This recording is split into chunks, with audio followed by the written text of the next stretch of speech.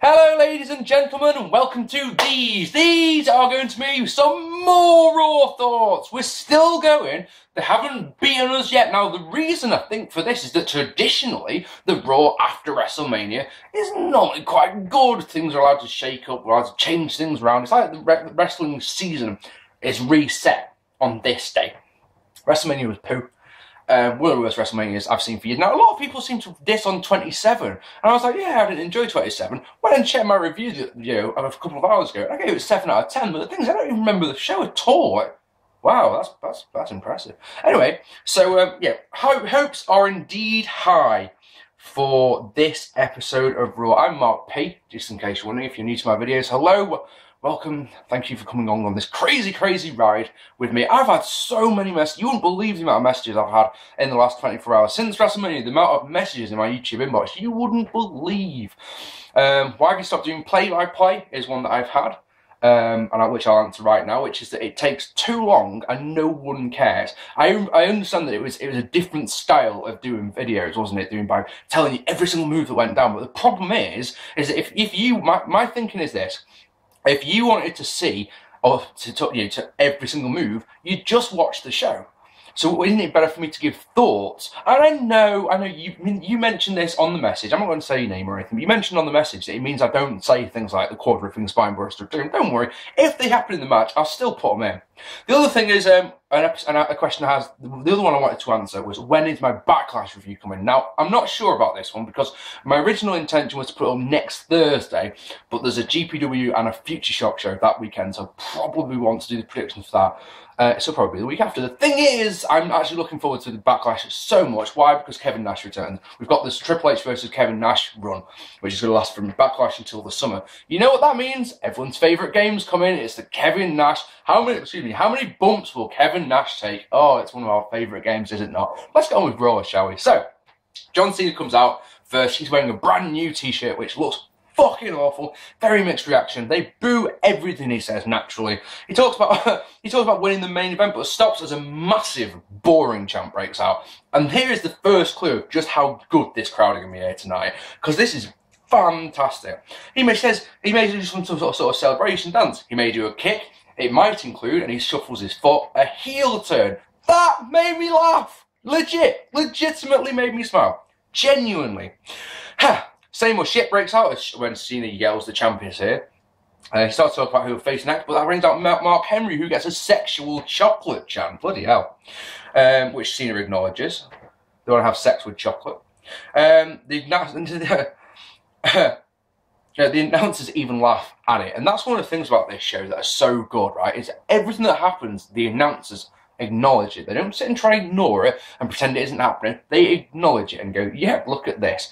So, Mark Henry talks, but the fans chant "Feed me more" at him, which again, Cena is I can't remember what he said. They want to have sex with chocolate, and then they want to have more, I think it was. I'm sorry. Cena is afraid to tell Mark Henry his breath is like 1,000 asses. Lovely.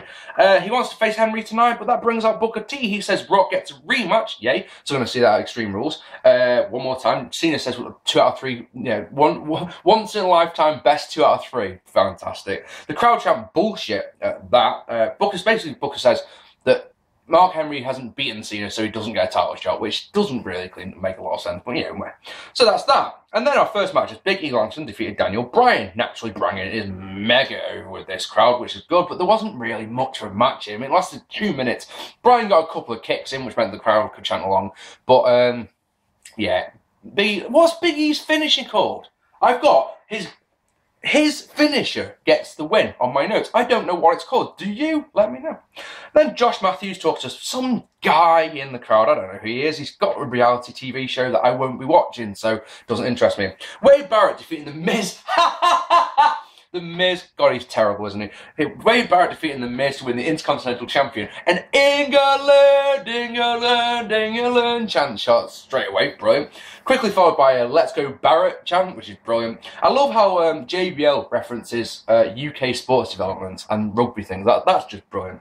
I'm actually enjoying this match. I'm genuinely enjoying this match until Miz just completely botches a neck breaker. excuse me, which the crowd are all over instantly. Miz puts the figure 4 on the wrong leg after giving him props for putting it on the right leg at WrestleMania. He goes and puts it on the wrong one, right? Here's a fact, right? A nice little fact. The figure 4 has to go on the left leg, all right? Which means you put the right leg. Just remember this. Next time you watch The Miz, remember this, right? The right leg, this is my right leg, right? It has to cross over the left leg. Okay, so that this leg and that my shin bone is being dug into my right leg. It has to be like that because you work the left leg in wrestling. It's the left. If you work, think about it. You work the left leg all match and then put a figure 4 on wrong. It doesn't work, does it? That's what I'm saying. And of course he does it. He does it wrong here. I mean, it's awful here. Miz gets dropped on the top turnbuckle and then a bullhammer gets the win to a very, very big pop. Miz, back to the fucking undercard, please. Oh, is there any babyface in the wrestling business at this moment in time who is harder to like than The Miz? And I'm not just saying this because I want to rip on Spaz Phoenix or anything like that. I just don't like the guy. I just can't. Here's a guy who for years has been telling us that he's awesome and he's better than everyone. And all of a sudden I'm meant to like him because he doesn't do anyone? No, piss off.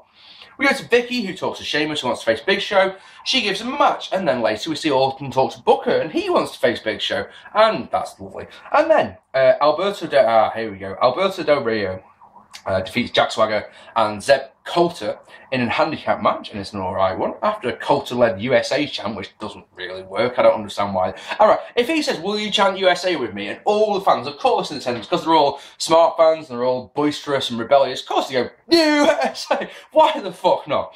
But the thing is, I enjoyed this match. This match was good, alright, because both men told a good story. They went for the body part that their respective finisher works on. So one went for the knee, one went for the arm. That's happy. That's all good. One tiny problem. The thousands of people in attendance, it's like the match isn't happening because they're only interested in one thing only, and that's Dolph Ziggler. We want Ziggler, venomously chanted, as top of their fucking lungs they're chanting this shit, and it's brilliant.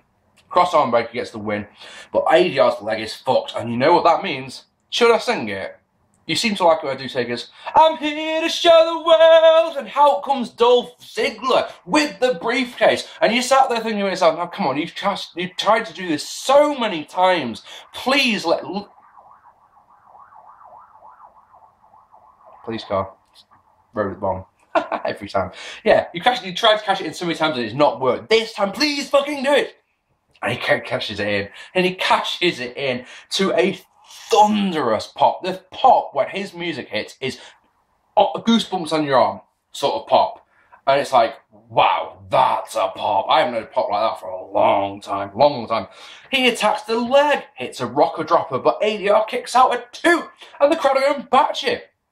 He Dolph misses a charge, and that means that ADR is able to take it into Step Up and Scary, which the crowd boo naturally. Why wouldn't they?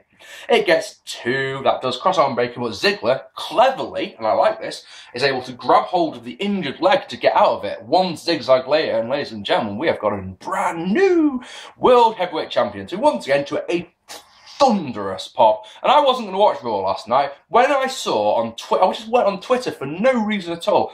I went on Twitter, and it's, you know, they were talking, you know, loads of tweets about the match, and it's like, here comes Dolph Ziggler straight away onto the stream. Ooh, just in time. And I marked out like an absolute bandit. I'm worried, and of course, I always have to nitpick about something, but let's put it this way. Dolph Ziggler has lost so many matches this year alone, he is not going to... At this moment in time, I don't even look at him like a champion. I'm happy that he's done it. I genuinely am. But at the same time, it worries me so much going forward. Bear in mind that he's been world champion before and held it for 20 minutes.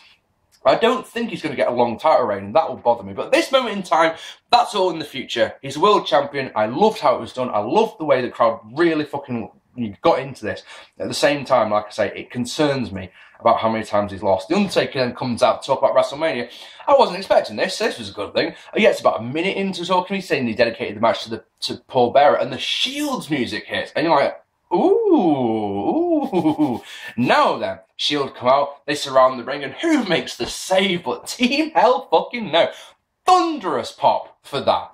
They make the save. And what I really love is the way that when they is when, you know, Undertaker's there, they've got 3 guys on the side, and Kane's fucking fire comes out of the ring post, like, oh, this is just wonderful. And what you didn't see, apparently, according to the some friends I've spoken to, on the WWE app, they showed the 3 men leaving, yeah, and all 3 men doing the pose at the top of the ramp, like, oh, wonderful. Just wonderful. Next, we get a match as, oh, that's the point. Is that going to be a match at Extreme Rules? Because that's one that I'd actually like to watch, the 3-on-3. That'd be one, especially if Shield won that one. Imagine if Shield won that. Wow. R-Truth, Santino, and Zack Ryder defeated 3MB after Casino had gone, Casino, whatever. Santino had gone to hit Drew McIntyre with the Cobra, and it got, you know, they had a struggle, and they went, you know, got 3 of it, and as he got 3, he hit the escalator. An interesting about this one, I like this one a lot. A rabid crowd, a smarky crowd, a crowd full of people who don't want to play by the rules, don't give a shit about Zack Ryder at all, which is very mean. He got a bit of a reaction when he made the tag, yeah? That's it. Everything else he did, no reaction at all. Just give up, Zack, and go home. Just stop doing this to yourself. And then Sheamus, oh god damn, this was funny. This was the best part of my night. Other than Dolph, this was so awesome. As Sheamus and Orton come out to talk about why they want to face Big Show, yeah? And basically the announcers say, it's up to you guys, it's up to you. Who should face the Big Show? You decide. Yeah, go on to Twitter now, hashtag whoever you want to win, the winner faces Big Show. Happy days. We come back from the commercial break, yeah? And WWE basically make us feel like we're nothing. Because you know the way I went in the commercial break, you went onto your little computers and tweeted, yeah? Well, fuck it, I'm not interested in any of that whatsoever. And Booker and Vicky come out and say, you two are going to fight each other, winner faces Big Show. And everyone's just like, ugh. What's the problem here? Think about it. You've got a crowd like this and 2 baby faces. Now, babyface versus babyface is a match that I genuinely don't like because it always means you've always got to choose. You've got to choose between wrestler A and wrestler B, which means that one of them has got to be the heel. In this case, of course, neither of them are going to be. So what does the crowd do? The crowd have got a choice. They can either choose which one or just go, yeah, fuck it. And of course, a crowd like this went, ah, fuck this. Some of the chants, and this was so bloody wonderful. They started an ole, ole, ole, ole, ole chant minutes in. Yeah, and that was just the start. That was just the start. An RVD chant that got louder and louder and louder, and a JBL chant that got louder and louder, a Mike Chioda chant, a Michael Cole chant, a Randy Savage chant that made Randy Orton the look on his face. And once again, this is the thing, guys. This is the thing I mentioned before, didn't I? The commentators acknowledged it. They didn't just try and pretend it didn't happen. They fully got into it. They laughed along with it. This is what it was like in the Attitude Era. When I say I want the Attitude Era back, I don't mean I want, you know, the storylines and all that. And what I try and say is that I want it to feel like a party. Remember in '98 you used to watch Raw? And wrestling matches were wank. Storylines didn't make any sense or didn't go anywhere. But it's still 30,000, 40,000, 50,000 people crammed into an arena going fucking batshit crazy. And you sat watching Raw going, God, I want to go to that show. I really want to go and do that. If every single Raw was like last night, crowd-wise, here's a fact. How often do I do these vids, right? Once a week, obviously, dickhead. But I do these vids, and I always say that this show is too long. A 3-hour show, and it feels like 3 hours. Last night's show didn't feel like a 3-hour show at any fucking point. If you are planning to go to a Raw, I pray for you that you are going to go and get an atmosphere like this. I mean, we see him over here from time to time. I went to a Progress show that had an atmosphere like this. Fight Club Pro has atmospheres like this. I'm sure at PCW as well, they get atmospheres like this. And it makes a crowd so much better. I went to the HXC show on Sunday night. I'm not going to do a review of it because I've done enough Brit Wrestling reviews recently. But the opening contest was Zack Gibson versus Sam Bailey. I'm sorry about this, by the way. Just hear me out. And Sam Bailey's from Manchester, Zack Gibson's from Liverpool. Natural rivalry means the crowd are all over Zack. And Sam, you know, just needs to stand there with his Manchester shirt on. Sort of thing. The crowd, the atmosphere made that the match of the night for me. You know, and crowd helps so much. How often do I do reviews and say this would have been a better match if the crowd are more into it? You know? HBK chant. A Big Show comes out for the disqualification, and the crowd, what do? They chant, "Thank you, Big Show." Brilliant, absolutely brilliant. Show absolutely batters Randy Orton. I mean, really properly beats the shit out of him. In one of those funny things, Big Show gets the announcers' chairs and tries to launch them into the ring, and both of them hit the top rope and come back. Superb, absolutely fantastic. And then a guy who I really want to dislike, but starting to grow on me, is Fandango defeats Kofi Kingston by disqualification after Jericho hit the ring and absolutely owned Fandango. Absolutely owned him. What was weird here is, god damn it, the crowd chanted Fandango's music a lot when it was getting louder and louder and louder. And of course, I mean, for me, it's this whole Yes thing from this time last year. The night after WrestleMania was when the Yes thing really took over. If it works for Fandango, good for him. I'm more impressed with him now than I was, say, this time last week, because I've actually seen him wrestle now. And I think to myself, he's not actually that bad. I mean, 2-star match at WrestleMania, I thought. It wasn't the greatest, it wasn't the worst. But the best part about this, it wasn't the crowd. And the crowd were brilliant. The crowd, doing loudly. The best part for me was that Fandango got the shit kicked out of him. Really did get beaten down. And he still takes the time. When Justin Roberts says the winner by disqualification is Fandango, he still gets on the mic and goes, it's Fandango. Oh, damn you, Fandango. I don't want to like you at all, but that was fucking awesome. Paul Heyman's the back. He talks about Josh. He says that last night was actually a win because everyone who was in the matches with him is, bad. Like Triple H and Shawn Michaels. Then Tensai Bros, Clayton and the Funkettes defeated the Rose Scholars and the Bella Twins, and the crowd continued to chant Fandango. Isn't that amazing? This match was actually alright. I genuinely believe that I was completely wrong about what I said, that he shouldn't be at WrestleMania. I completely agree with myself, if that makes sense. I said on my WrestleMania review, this match should have gone on after CM Punk versus Taker. I still, if they'd done this exact match as they did on Raw, after that, happy days. I enjoyed it. A double splash gets the win. And in the main event, John Cena defeating Mark Henry via count-out as the crowd continued to chant Fandango's music. Really wonder if... seriously, I'm going to watch SmackDown this week, because I need to see if these same fans have gone, right, we're going to make SmackDown fucking awesome. I highly doubt it, but you never know. Everything Cena does gets the same old shit. Sorry, I can smell burning, and that's worrying me a little bit.